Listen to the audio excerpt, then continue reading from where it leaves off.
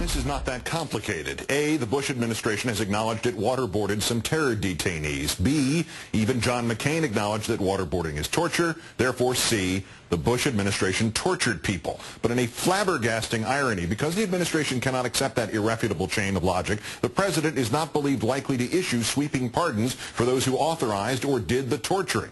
On the other hand, the Obama administration may not prosecute them. Our third story on the countdown, our nightly question to the president-elect. What do we do now when it comes to torture?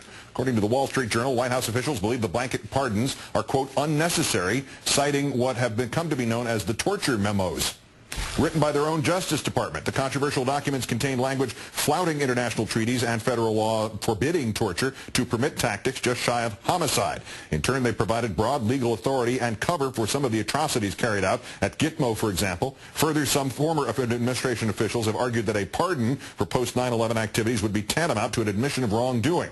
As for what President-elect Obama will do as president, he's not expected to pursue criminal charges or take high-level investigations in the absence of specific new evidence, but he is said to be considering a 9/11-style commission, eventually making many of the findings on torture public.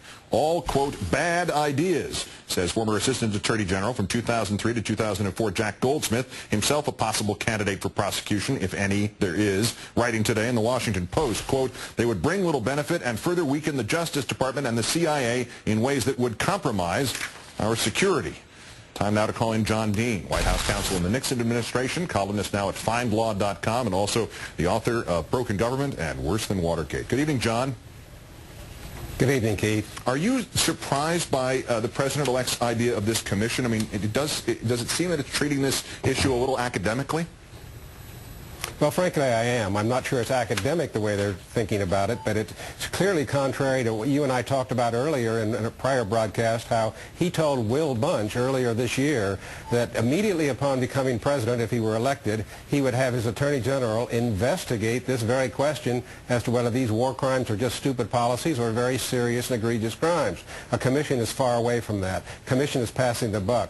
And I've got to tell you also, Keith, in the unraveling of Watergate, we had many high-level discussions about how to make it all go away with nobody having any liability, and we considered many times a commission. I saw that coming down Broadway with its doors open. Say Obama were to pursue some sort of prosecution or high-level investigation, again, as we had discussed, as he had said as candidate Obama to our friend Will Bunch. Are there legitimate downsides to this? Is there anything in here in the criticism of this by Mr. Goldsmith?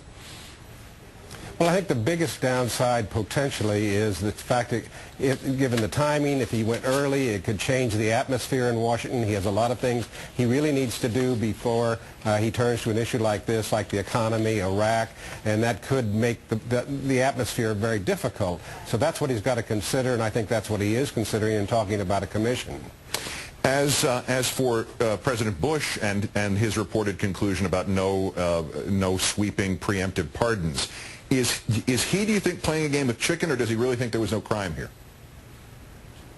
Well, I suspect the latter. I read a lot on the internet in the last few days about this, where there's very heated discussions about how he should be out there prosecuting all these people and just nailing them because they've obviously committed very serious war crimes.